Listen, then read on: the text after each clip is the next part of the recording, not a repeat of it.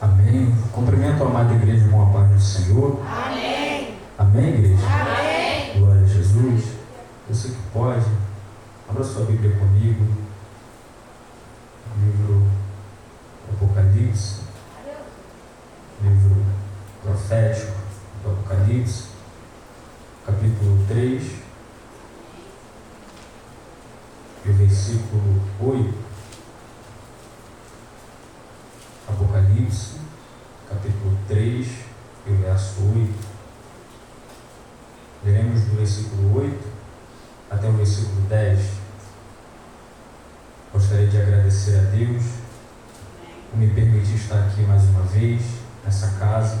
Agradeço pela liderança dessa congregação. Deus abençoe a pastora, as pastoras, o irmão que estava aqui. Deus nos abençoe, cada um que faz parte dessa congregação. É um privilégio para mim, minha família que está aqui comigo, minha esposa, Stephanie e meu filho Jonatas. Deus abençoe. Amém. Quem achou, diga amém. Amém. Diz assim o texto: eu sei as tuas obras, eis que diante de ti pus uma porta aberta, e ninguém a pode fechar. Tendo pouca força, guardaste a minha palavra, não negaste o meu nome. Eis que eu farei aos da sinagoga de Satanás, aos que se dizem judeus, não são, mas mentem. Eis que eu farei que venham e adorem prostrados a teus pés, e saibam que eu te amo.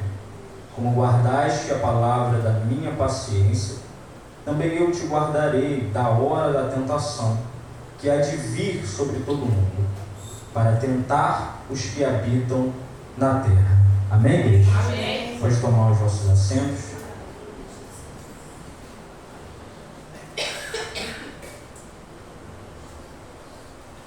Glória a Jesus. Estamos diante de um texto na qual eu acredito que toda a igreja conhece.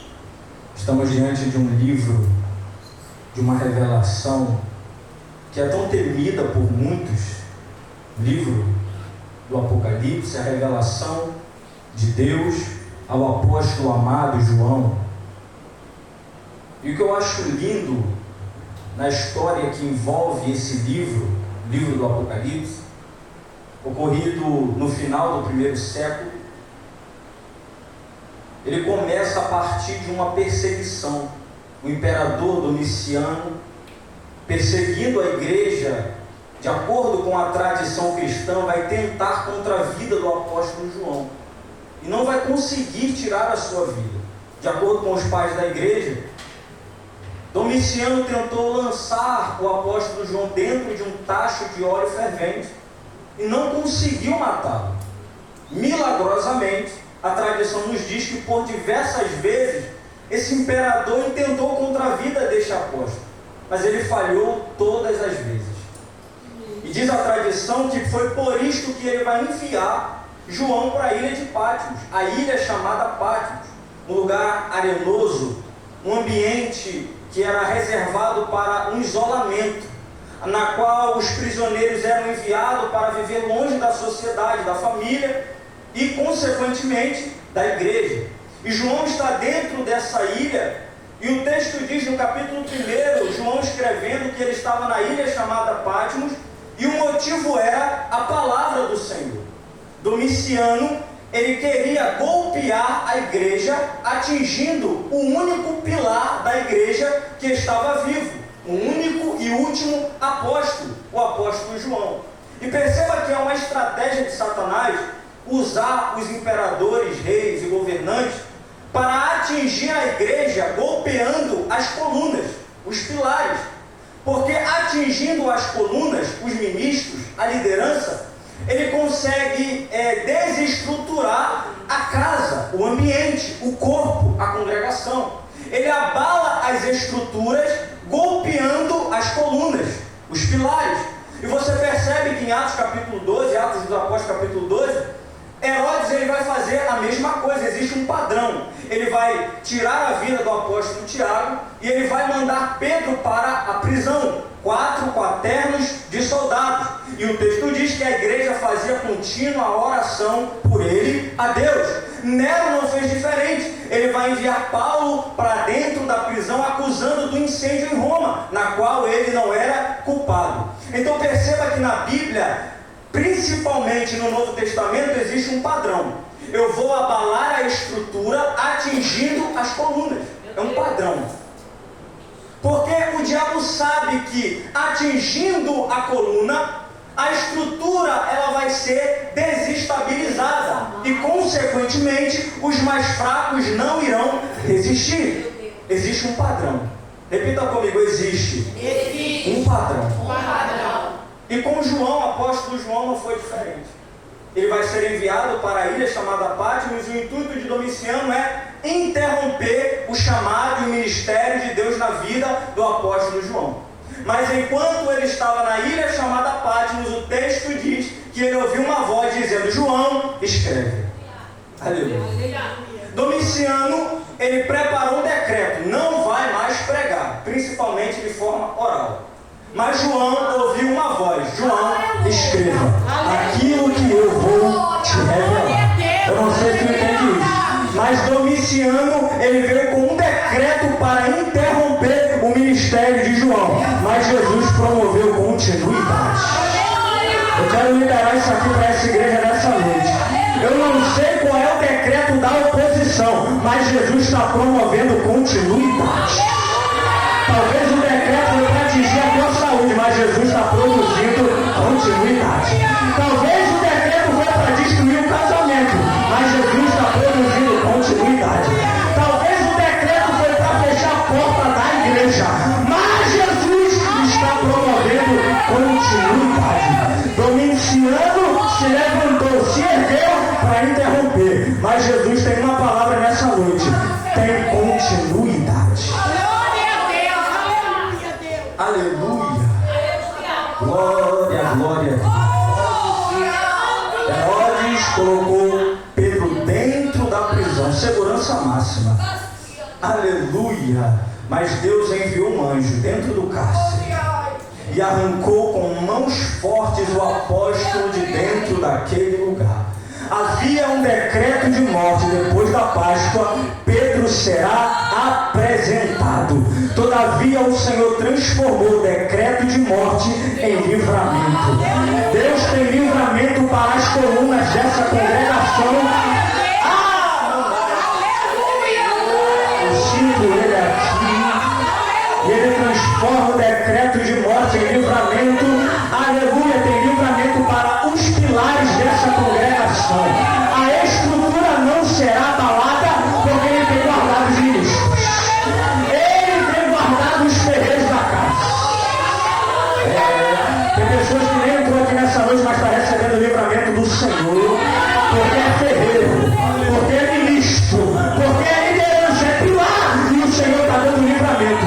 A estrutura não será abalada, porque o Senhor está transformando um decreto de morte em livramento. O Espírito de Deus. Aleluia. Aleluia. É meu coração orando no Espírito, dizer: Senhor, eu tenho uma mensagem em Ageu capítulo 2 que eu acredito que será uma glória. Mas o Senhor dizia: dentro do meu coração, como diz os mais simples, dentro do meu coração, não será Ageu capítulo 2. Você levará uma notícia da minha parte àquela congregação. A estrutura não será abalada, porque o Senhor está cuidando dos pilares, das colunas. A estrutura continuará de pé, porque Ele tem zelado pela vida dos ferreiros. Ele está aqui nessa noite. Ele está presente nessa casa. Eu ouvi uma palavra da parte de Deus quando eu cheguei aqui, eu já tomei posse. E eu entendi que é um banquete da parte dele nesse lugar. E a estrutura continuará de pé. Diz o dono dessa obra. Aleluia. Glória a Jesus. Aleluia. Domiciano acreditava que golpeando João, ele estaria desestabilizando a igreja e que a igreja seria enfraquecida. Todavia, Jesus vai dar uma grande revelação ao apóstolo João para o fortalecimento da igreja. Aquele cenário na ilha de Pátimos parecia ser para a morte de João, mas na verdade a igreja iria sair mais forte a partir daquele cenário. Você pode entender isso nessa noite?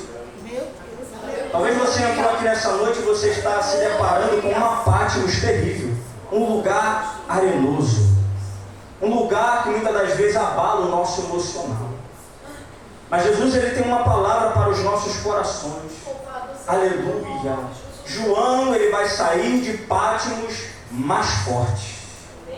Aleluia. E diz o texto que enquanto João ele ouvia na eternidade a revelação, no capítulo 1 nos diz que ele se virou e virei-me para ver quem falava comigo.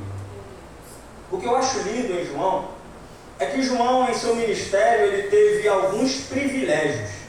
O privilégio de ver. Ele viu Jesus no Monte da Transfiguração, quando as suas vestes se tornaram brancas como a lã. João viu.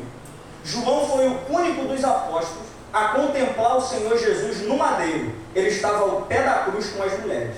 Ele foi o único.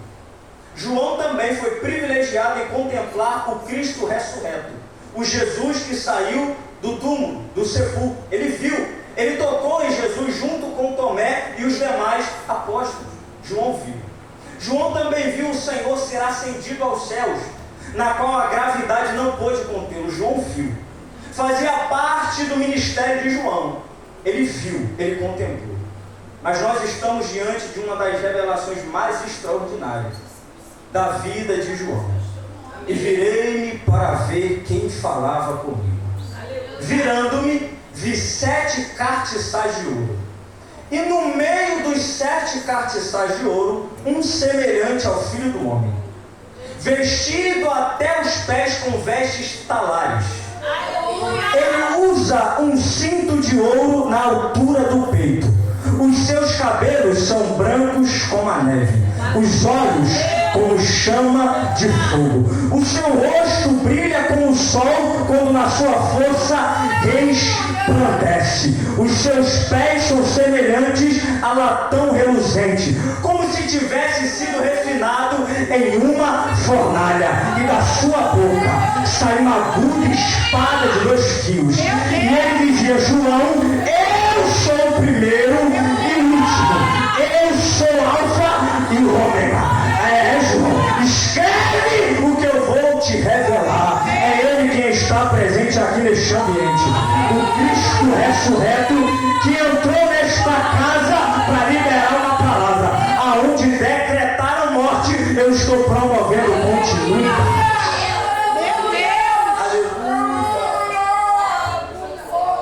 Mas o que eu gostaria de destacar, na qual me chama a atenção, é quando João declara que quando ele se virou, ele viu no meio dos 7 cartiçais de ouro. Os cartiçais simbolizavam as 7 igrejas da Ásia Menor, ou a igreja em sua totalidade. O número 7, na numerologia bíblica, é a completude, é a totalidade. Ele contempla o Filho do Homem no meio da igreja, dos 7 cartiçais. Isso é lindo. E para a igreja em Éfeso, ele vai escrever Cristo como aquele que caminha no meio dos cartiçais de ouro. Ele é aquele que passeia no meio da igreja. Ele é aquele que se apresenta no meio da igreja. Estamos aqui reunidos e na ótica natural parece que nada está acontecendo. Mas eu preciso te dizer isso como um bom pentecostal: o céu está baixinho. E ele está nessa casa nessa noite para te dizer que ele está promovendo continuidade. Você não pode esquecer isso nessa noite. Ele promove continuidade. Aleluia. Glória a Jesus. Pátimos não é para a morte, João. Aleluia. Em Pátimos, Cristo vai levar aquele homem a uma profundidade terrível. Ele vai ver aquilo que olho nenhum pode contemplar. João conheceu coisas e viu coisas que nós, com nossos olhos, ainda não vimos na face da terra. há 2000 anos atrás, em uma ilha, isolado, ele contemplou aquilo que não saiu no noticiário em 2026.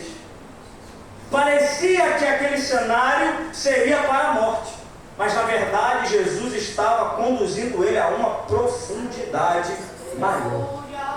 E ele estava desfrutando de uma nova experiência com o Senhor. Aleluia. A Patmos que você está vivendo não é para a morte, mas o Senhor está te convidando a experiências maiores com Ele. Você crê nisso? Aleluia. Como um bom pentecostal, você ainda crê que o Senhor continua abrindo as nossas visões para contemplar o espiritual, o sobrenatural, aquilo que os nossos olhos carnais não podem ver? Você crê nisso nessa noite? Você ainda crê na evidência dos dons espirituais? Porque aquele que contém os dons espirituais está presente aqui nesta noite, convidando a pessoas a uma profundidade maior. A uma profundidade maior. A Patmos que essa congregação está vivendo não é para desestabilizar a congregação, Meu Deus. mas para levar a congregação a uma nova experiência com o Eterno. Aleluia. Aleluia. Aleluia.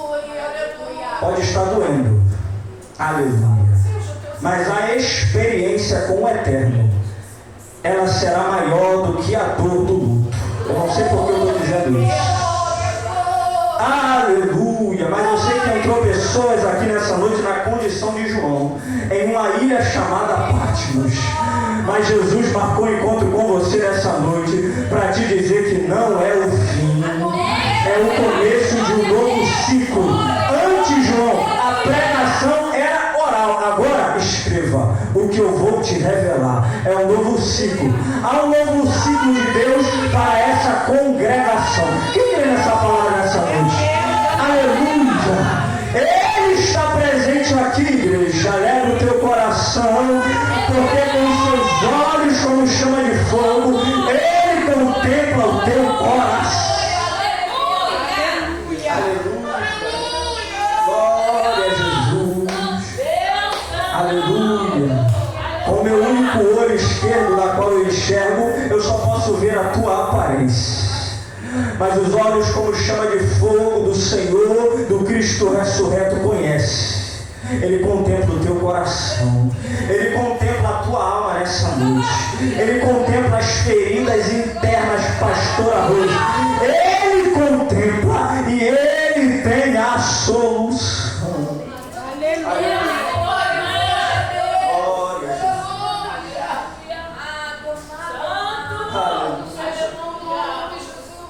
O apóstolo João vai escrever 7 cartas às 7 igrejas da Ásia Menor. Aleluia. A igreja de Éfeso, ela vai receber um elogio pelo seu serviço, mas ela vai ser criticada por Jesus porque abandonou o primeiro amor. Abandonou o amor. Diferente de Éfeso, o Senhor ele vai enviar também uma carta à igreja de Esmirna. A igreja de Esmirna, ela vai receber os elogios da parte do Senhor. Ela tinha a fama de que era pobre, mas na verdade rica para com o Senhor. Ela não vai receber críticas, diferente da igreja de Éfeso. O Senhor também vai enviar a 3ª carta à igreja de Pérgamo. A igreja de Pérgamo também vai receber os elogios da parte do Senhor pelo seu posicionamento por não negar a sua fé, mas vai receber uma crítica. A igreja estava absorvendo as doutrinas de Balaão, o falso profeta do período veterotestamentário.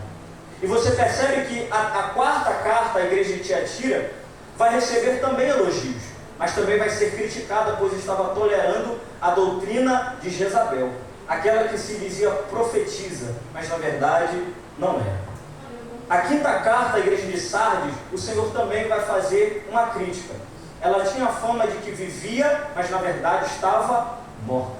Mas o Senhor vai também enviar alguns elogios para aquela igreja, pois havia alguns membros que ainda estavam preservando as suas vestes limpas e mantinham as suas vestes brancas.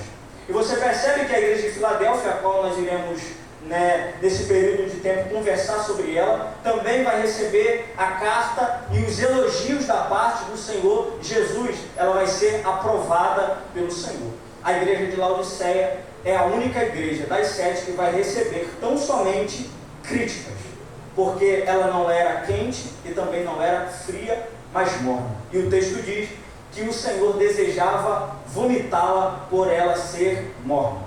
Todavia, nós vamos nos atentar à carta, a 6ª carta à igreja de Filadélfia. A igreja de Filadélfia, ela leva esse nome de Filadélfia por causa do seu rei Átalo. No ano 200 a.C., no segundo século a.C., na qual ele tinha muito amor pelo seu irmão, e ele deu o nome de Filadélfia à cidade, porque significa amor fraternal, amor entre irmãos. Ele tinha uma lealdade terrível com o seu irmão, e por isso ele fundou a cidade, ou na verdade deu esse nome à cidade. A cidade de Filadélfia também lidava com alguns problemas terríveis. O principal eram os terremotos, que no ano 17, se não me falha a memória, depois de Cristo, ela acabou sendo destruída por um terremoto terrível que atingiu aquela região. No período em que a igreja estava fundada ou fundamentada nesse território, ela ainda estava em uma reconstrução, a cidade ainda estava em processo de reconstrução.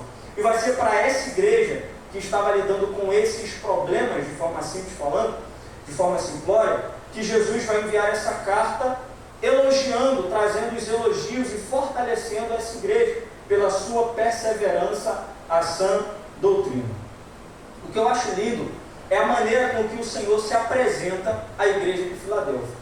Ele declara: e ao anjo da igreja que está em Filadélfia escreve: isto diz o que é santo, o que é verdadeiro, o que tem a chave de Davi, o que abre e ninguém fecha, ou fechará, de acordo com a tradução, e fecha e ninguém abre.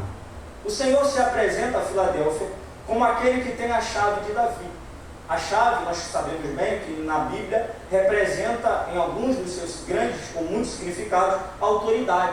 Ele tem a chave de Davi. Davi aponta para a dinastia de Davi, falando ou representando o reino. Ele tem a autoridade real. Ele se apresenta a Filadélfia como aquele que tem a autoridade plena, a autoridade absoluta. E verdadeiramente Cristo, ele tem a autoridade absoluta antes de ir para o madeiro. Você percebe que ele é tão tremendo que Jesus ele tinha autoridade, tem autoridade sobre as leis da natureza.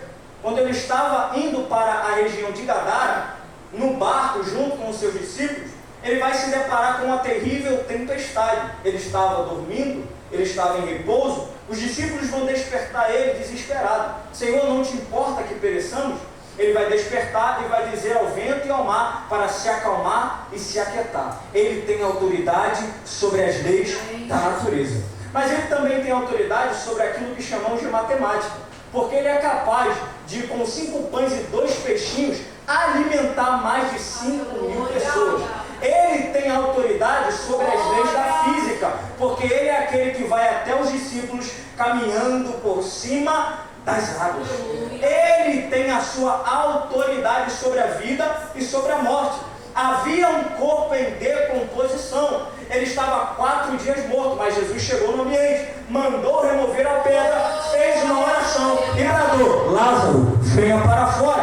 Ele tem a autoridade sobre a gravidade, porque ele foi aquele que foi ascendido aos céus ao olhar dos discípulos. Mas de repente se apresentou um anjo e disse: varões galileus, por que estão impressionados vendo ele subir? Não sabes que da mesma forma que estão vendo ele subir, ele voltará da mesma maneira? Aleluia! Ele tem a autoridade plena. Ele é aquele que abre uma porta e ninguém pode fechar. Ele é aquele que fecha uma porta e ninguém pode abrir. Em outras palavras, ele realiza uma obra e ninguém tem autoridade para desfazer aquilo que ele faz. Eu não sei se alguém entende isso nessa noite, mas ele tem a autoridade plena da tua vida, ele tem a autoridade plena da tua casa, ele tem a autoridade plena do teu casamento e ele tem a autoridade plena da tua saúde. E ninguém pode se sobrepor à autoridade dele. Aquilo que ele realiza não pode ser desfeito. aquilo que Ele constrói, ninguém pode desconstruir. É Ele que está aqui. Ele tem autoridade sobre essa congregação. A autoridade absoluta. Aleluia. Esse Senhor é maravilhoso. Meu Deus. Aleluia. Ele tem a autoridade. Glória a Deus. Ele declara: eu sei as tuas obras. Isso é lindo. A palavra aqui no grego, sei, ela é o mesmo termo parecido para ver. Em outras palavras, Jesus também estava dizendo para a Filadélfia, assim como para as demais igrejas: eu vejo as tuas obras, eu contemplo as tuas obras, eu conheço as tuas obras. Jesus, ele vê. Isso é interessante, irmãos, porque o pastor, a pastora, o dirigente pode não ver, mas Jesus vê. Aleluia. A missionária pode não contemplar, mas Jesus vê. Amém. Jesus vê. Aleluia. Louvado seja Eu Deus. conheço, eu vejo, eu contemplo as tuas obras. Eu sei tudo aquilo que você tem feito. Ele contempla. Dentro de casa, no quarto, entre quatro paredes, ele vê, ele conhece, ele sabe. Aleluia. Dentro de uma empresa, aleluia, exercendo uma profissão, ele está vendo, ele sabe, ele conhece. Na roda de amigos, ele tem um conhecimento, ele está vendo, ele sabe. As conversas via WhatsApp, ele está vendo, ele sabe, ele conhece. O Google Fotos, a galeria que temos no celular, ele vê, ele conhece, ele sabe, ele contempla todas as coisas. Eu conheço as tuas obras. De uma linguagem popular, o pastor pode deixar passar batido, mas ele viu, ele sabe, ele conhece. Jesus tem contemplado. Ele viu, ele sabe e ele conhece. E da mesma forma que ele conhece, ele declara para Filadélfia: eis que diante de ti pus uma porta aberta. Ele está declarando que ele conhece as obras e ele está dando um acesso, concedendo um acesso à igreja de Filadélfia. Uma recompensa para Filadélfia, porque ele conhecia as suas obras. Isso me faz lembrar de Apocalipse capítulo 22, porque o Senhor vai falar com João: o galardão, ou o meu galardão, ou o seu galardão está comigo, para dar a cada um segundo as suas obras. Isso é interessante, porque olha o que o texto diz. Jesus está dizendo que o galardão está com ele, para dar a cada um segundo as suas obras, segundo aquilo que ele vê, segundo aquilo que ele contempla. Logo, se a recompensa que a igreja anseia está com Cristo, logo, os nossos olhares devem estar fixados em Cristo. Se Ele tem a recompensa para as nossas obras, a nossa atenção, as nossas expectativas, a nossa esperança deve estar em Cristo. Aleluia. Isso é interessante, porque muitas igrejas não têm percebido isso. Porque se o galardão e a recompensa está com Cristo, logo, eu devo depositar todas as minhas fichas nele. Aleluia. E de acordo com esse texto, nós entendemos o porquê tantas pessoas estão decepcionadas no meio da igreja e por causa das decepções estão desistindo da fé e saindo da igreja. Porque as pessoas acabam depositando as suas fichas nos homens, no preletor, no pastor, no pregador, no mestre, no evangelista. Mas o Senhor declarou: João, o galardão, a recompensa está comigo. E se a recompensa está com ele, eu devo depositar as minhas fichas nele. Porque se eu fixar o meu olhar primário nele, eu não vou desistir da fé por causa das decepções terrenas. E tem muita gente desistindo da fé por causa das decepções terrenas, porque não está com o seu olhar fixado nele. Aleluia. Você precisa entender que a sua recompensa não está com a pastora, a sua recompensa não está com o ministro, a sua recompensa não está com o dirigente, a sua recompensa está com aquele que está assentado no trono. Aleluia. Glória das vezes a gente está com a nossa atenção tão ficcionada no homem que nós ficamos decepcionados quando não recebemos do homem algum tipo de honraria. Nós não conseguimos permanecer firmes porque nós estamos decepcionados com o homem pela falta de oportunidade, quando na verdade a nossa recompensa está com ele. Amém. Aleluia. Você precisa sair desta casa nessa noite com esse entendimento. O meu olhar primário deve estar fixado nele. Porque se eu não estiver com o meu olhar primário fixado em Cristo, eu vou desistir da fé por causa do homem. Meu Senhor da glória. Aleluia. Aleluia. Louvado seja o teu nome. E o Senhor declara que pôs uma porta aberta, um acesso para aquela igreja. E essa porta, ela tem muito a ver com uma região em que aquela cidade estava situada, porque era uma região que ela circulava muitas pessoas, porque envolvia o comércio, envolvia a locomoção de um lugar para o outro. Era uma rota comercial. E Jesus está declarando para a Filadélfia que ele abriu uma porta para ela. E essa porta, ela é uma porta espiritual, uma porta sobrenatural. É uma porta que envolve a evangelização, envolve a salvação. É como se o Senhor estivesse dizendo para a Filadélfia: você tem pouca força, guardou a minha palavra. Em outras palavras, você preservou a sã doutrina, e por isso eu estou abrindo uma porta de salvação em favor de vocês.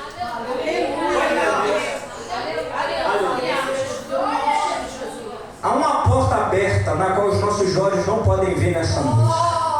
E é uma palavra do Senhor para Filadélfia nessa noite.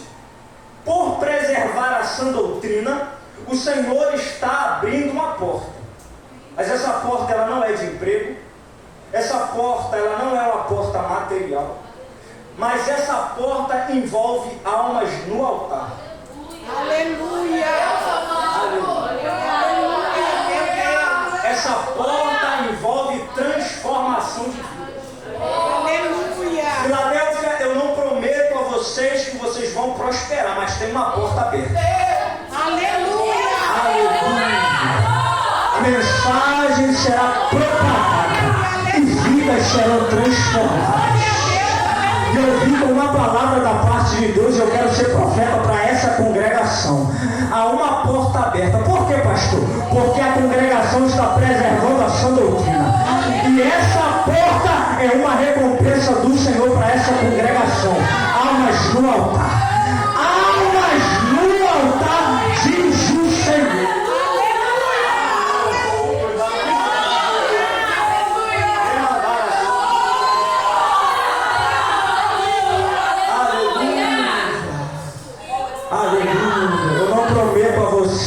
Que o carro do ano vai chegar. Eu não prometo a você que você vai mudar de casa.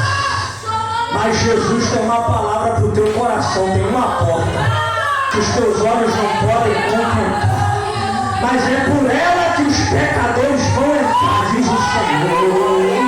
Pode contemplar com os olhos espirituais as almas no altar dessa congregação. Enquanto a igreja, Atos capítulo 2, estava todos os dias no templo, o Senhor acrescentava aqueles que havia de salvar.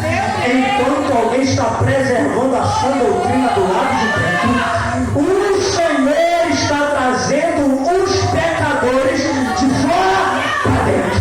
Quem quer essa palavra nessa noite? Eu vou melhorar para você.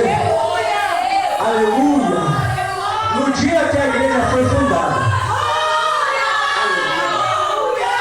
o Senhor fundou a igreja dizendo: Pedro, sobre esta pedra edificarei a minha igreja. A igreja foi fundada, mas ela estava somente no papel.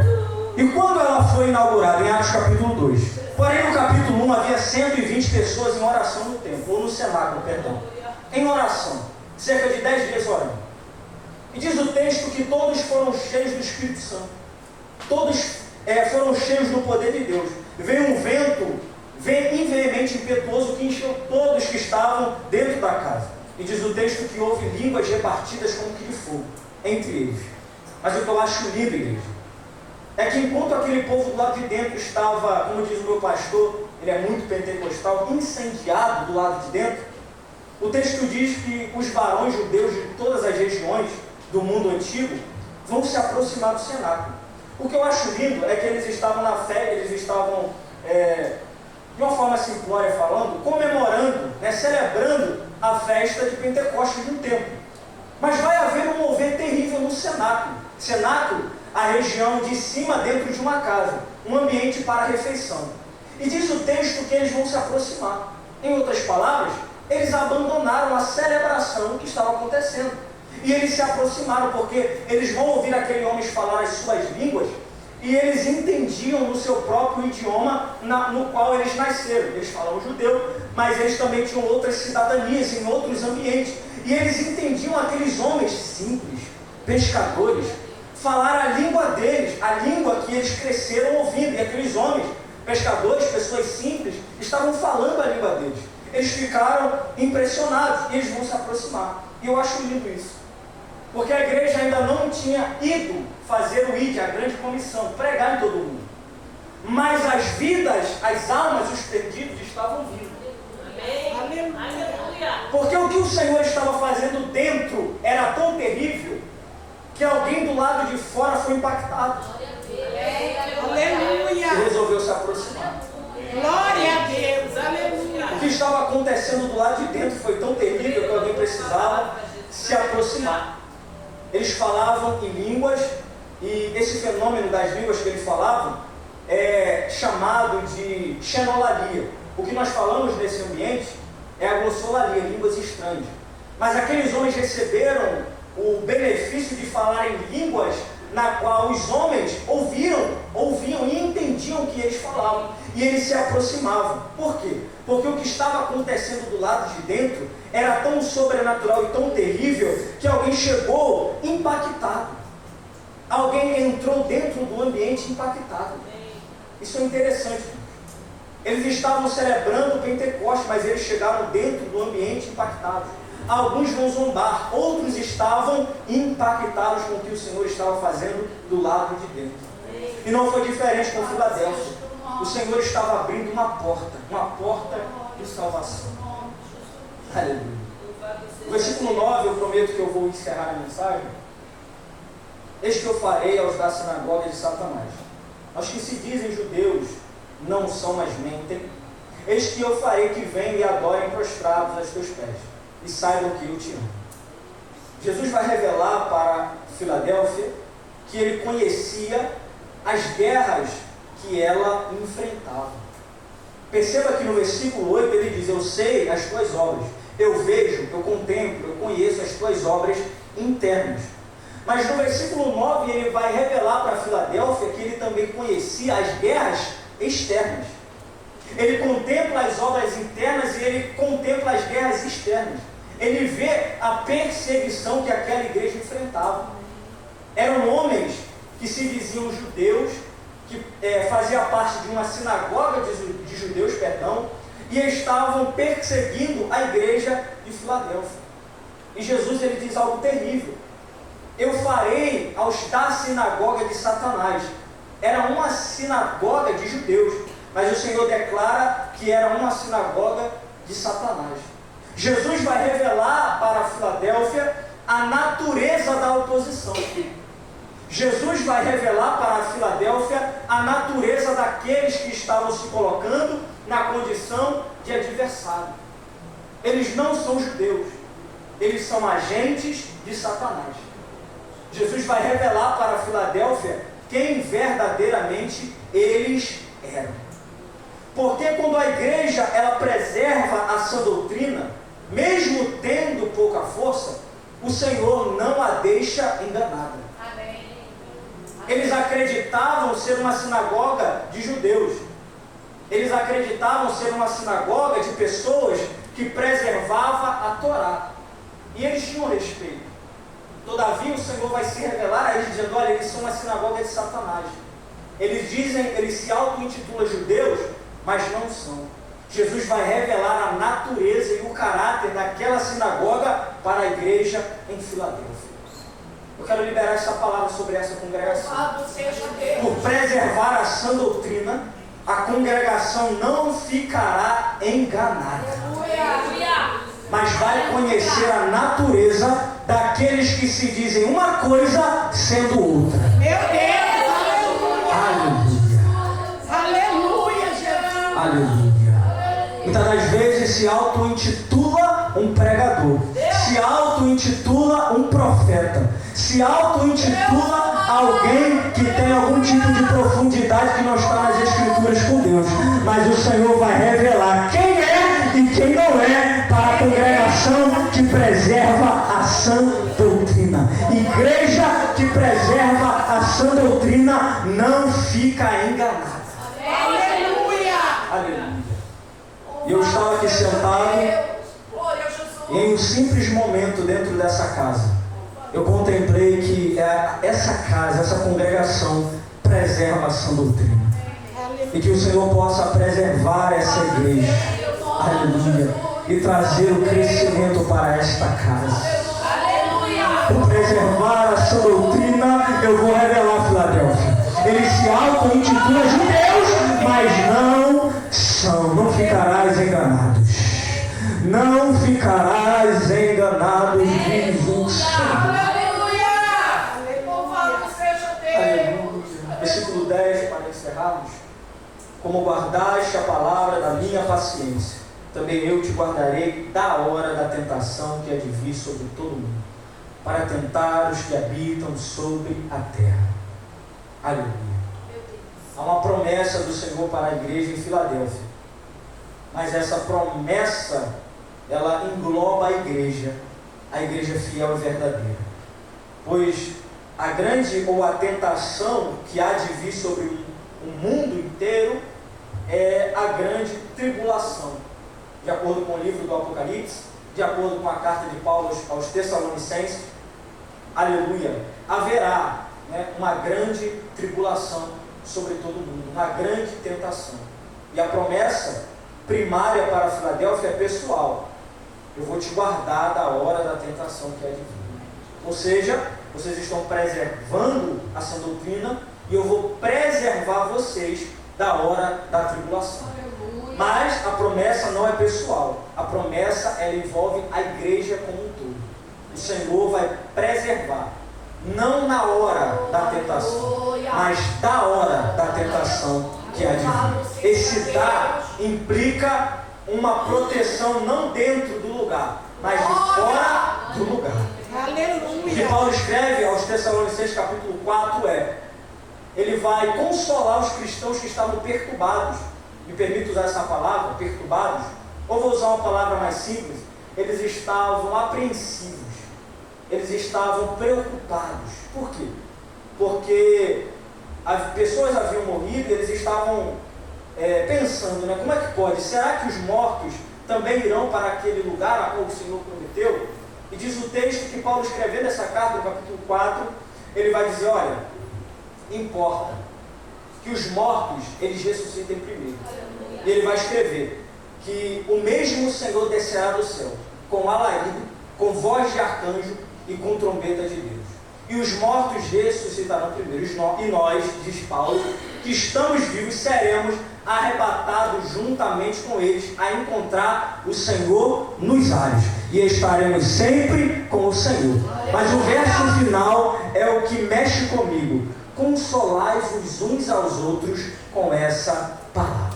Aleluia. Paulo diz aos Tessalonicenses: saber que um dia a igreja será arrebatada deve servir de consolo para a congregação. Glória a E Deus. sabemos que no tempo em que estamos, a igreja, eu não estou me referindo a essa congregação, mas no geral, ela não tem se consolado com a notícia de que Cristo vai voltar para nos buscar. Muitas das vezes o que consola a igreja envolve a vibe do lugar, a poltrona, até mesmo a arquitetura do ambiente, o estilo musical. Envolve tantos outras formas de adoração. Mas Paulo, ele diz aos Tessalonicenses: consolai-vos uns aos outros. A notícia de que um dia Cristo, ele vai aparecer nas nuvens e Ele vai arrebatar a igreja, deve consolar os vossos corações. Não é a mensagem de autoajuda, não é a profecia, os dons espirituais, mas o que consola a igreja de Cristo é saber que os céus vão se abrir e nós vamos subir para morar com o nosso Salvador. Aleluia. Aleluia. Um dia, em Isaías capítulo 6, no ano que morreu o rei Uzias, Isaías escreve: eu vi o Senhor assentado em um alto sublime trono. O céu se abriu para Isaías. Diga glória a Deus. Diga aleluia. Os céus se abriram para Isaías. Mas no capítulo 1 do livro do profeta e sacerdote Ezequiel, ele estava próximo ao rio Quebar, e diz o texto que os céus vão se abrir para ele. Diga glória a Deus. Diga aleluia. Micaías, o profeta, foi chamado para profetizar a Acabe. Está indo ele para profetizar. Mas o homem que acompanhava ele disse: quando você se apresentar ao rei, você vai profetizar aquilo que os outros profetas estão profetizando. Micaías vai se apresentar. Quando ele se apresenta no ambiente, resumindo a história, ele vai contemplar o céu aberto. E ele vai dizer: contempla o céu aberto. Veja o Senhor assentado no trono. Existe uma guarnição à direita e à esquerda dele. Mas um espírito enganador se apresenta perante ele. E Deus pergunta: quem eu vou enviar para enganar Acabe? O espírito diz: envia-me a mim, eu vou enganar Acabe. Os céus se abriram para Micaías. Diga glória a Deus. Glória a Deus. Os céus se abriram para Daniel. Estava ele em jejum 21 dias, capítulo número 10. Ele estava em jejum. E de repente ele diz que nessas 3 semanas ele não comeu, ele não bebeu, e ele vai contemplar um ser que se apresenta a ele. Um ser muito semelhante ao que João viu. Diga glória a Deus e aleluia. Os céus se abriram para o profeta Daniel. Quando o maior homem que pisou na terra desceu nas águas batismais, no Rio Jordão, o texto sagrado diz que os céus se abriram. E veio uma voz do alto que dizia: esse é meu filho amado, em quem me compraram. E o Espírito em forma de uma pomba desceu até ele. Os céus se abriram para o maior homem que pisou nessa terra. Diga glória a Deus. Os céus se abriram para Paulo. Ele diz: o mensageiro de Satanás tem me atormentado com um espinho na carne. Mas eu conheço um homem, não sei se em corpo ou fora de corpo, subiu ao terceiro céu. E o que ele viu? O que o olho não viu, o ouvido não ouviu, é aquilo que ele prepara. Os céus se abriram para Paulo. João estava na ilha chamada Pátios. Os céus se abriram para João. Mas eu tenho uma notícia para você nessa noite. A próxima vez que o céu se abrir, diga para quem está no teu lado: vai ser para você.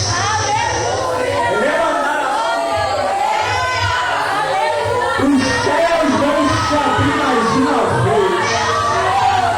E a gravidade não vai segurar a igreja, que vai subir para se encontrar com o nosso Redentor, porque Ele vive de acordo com o João.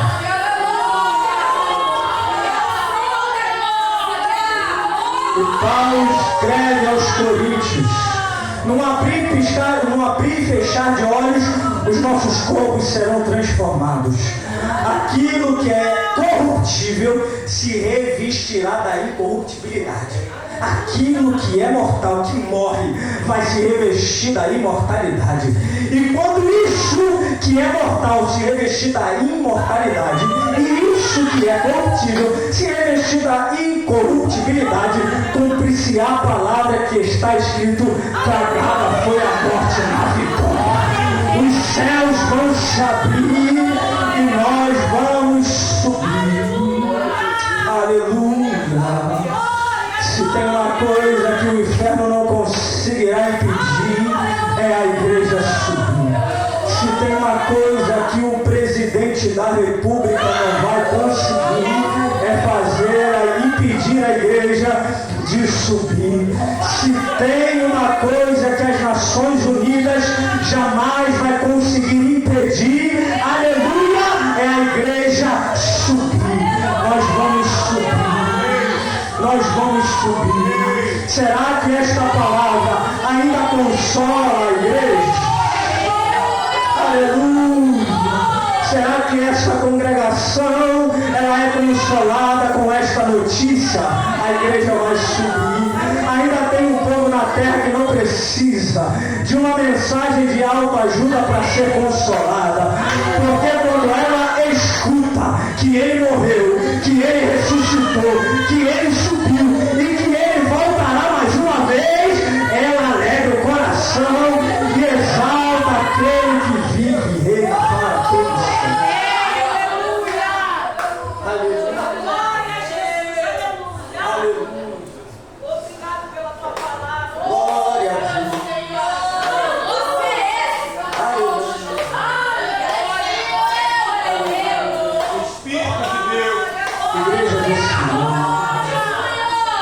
Por este dia que nós vivemos e nos movemos. Aleluia. João, ele contempla e ele escreve, descrevendo a nós. Ele contempla uma cidade que desce ataviada e ele declara que sobre ela está a glória de Deus. Ela brilha como cristal e ele declara: a altura dos muros é de 12.000 estádios. Aleluia. Eu preciso te dizer isso antes de encerrar a minha oportunidade. O detalhe, 12.000 estádios, na qual João descreve e escreve para nós a respeito da santa cidade, a Nova Jerusalém, é uma altura tão inacreditável que não existe nenhum monumento na terra que se equipare a isto. Aleluia. Não há nada na terra que se equipare. O comprimento, a largura, 12.000 estádios. Você sabe o que significa isso? Uma cidade com 12.000 estádios, mais de 2.200 quilômetros, trazendo para o nosso contexto, é uma cidade com um comprimento, com uma largura em âmbitos continentais. Esta cidade, ela é maior do que 17 vezes o tamanho do estado, da cidade do Rio de Janeiro e de São Paulo. Aleluia.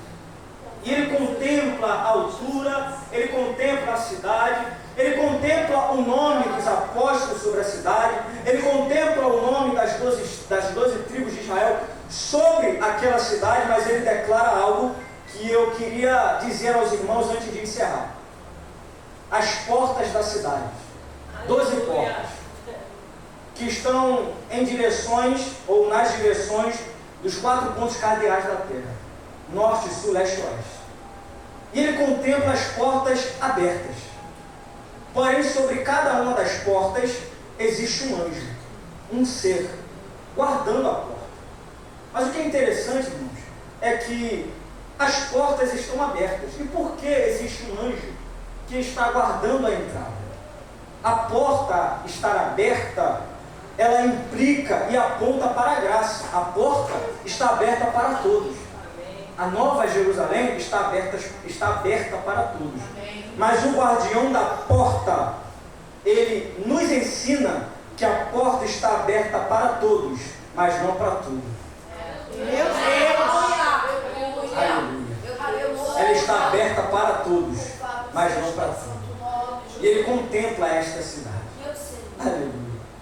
E quando ele entra na cidade, ele contempla aquilo que conhecemos como rua de ouro, mar de cristal, e no centro da cidade um trono. Aleluia. E eu gostaria de fazer uma conjectura com os irmãos, aguardamos por esse dia. Mas naquele grande dia, eu pessoalmente, pastor Marcelo, num primeiro instante, eu vou dizer: Abraão, homem de fé, é um prazer te ver, mas sinto muito, a minha atenção não é para você. Meu Deus! Moisés, o maior líder do Antigo Testamento, você está na mesa, mas eu sinto muito, a minha atenção não é para você. Elias, foste arrebatado, que mistério, orou e o fogo desceu, Tu és um profeta tremendo, mas sinto muito, a minha atenção não é tua. Paulo, aleluia, maior teólogo da história, eu sinto muito, a minha atenção não é para você. Pedro, primeiro pastor da igreja primitiva, eu tenho muito a aprender a respeito deste ofício, mas sinto muito, a minha atenção não é para você, porque tem alguém sentado no trono, e a minha atenção é para ele. Eu vou contemplar pessoas que eu perdi na trajetória, vai ser um privilégio, mas no primeiro momento sinto muito, a minha atenção também não é para você. Porque a minha intenção é para aquele ser que está sentado no trono e ele tem as mãos furadas. É ele quem eu quero ouvir primeiro. É ele que eu quero abraçar primeiro. É com ele que eu quero aprender primeiro. É ele, é sobre ele, é para ele e somente ele. Jesus Cristo, o nosso Senhor. Com a permissão da igreja, eu gostaria de pedir à igreja, permissão da pastora, perdão, eu queria pedir à igreja que se colocasse de pé. Aleluia, eu sinto ele aqui.